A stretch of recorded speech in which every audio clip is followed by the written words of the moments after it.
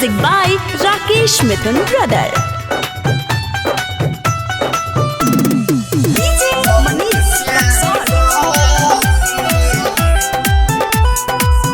Mix by happy digital recording studio Chanpatia.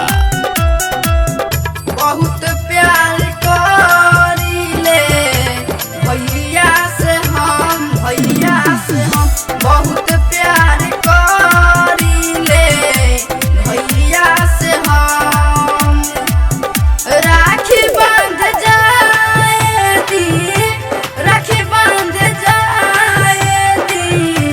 नहीं हर सनम बहुत प्यार करीले भैया से हम बहुत प्यार करीले भैया से हम।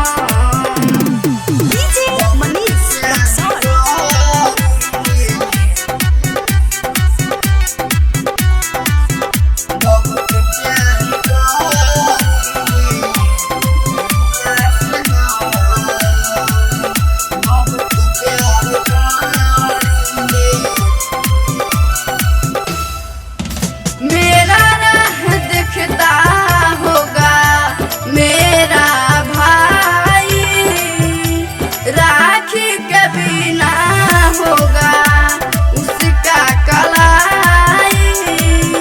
मेरा राह दिखता होगा मेरा भाई, राखी के बिना होगा उसका कलाई।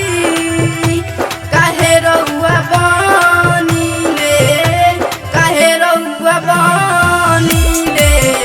इतना बेर हम बहुत प्यार करीले भैया से हम।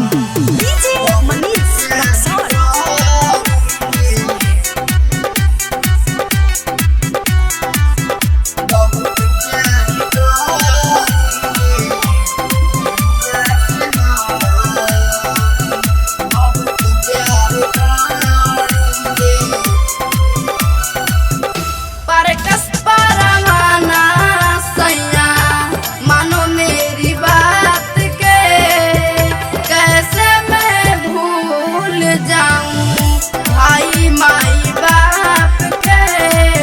परकस परवाना सैया मानो मेरी बात के कैसे मैं भूल जाऊं भाई माई बाप के।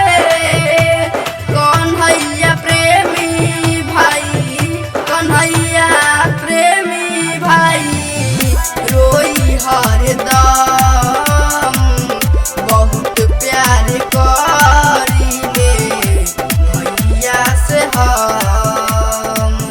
हैप्पी डिजिटल रिकॉर्डिंग स्टूडियो सावु विवाह भवन के पीछे वार्ड संख्या 6 चनपटिया।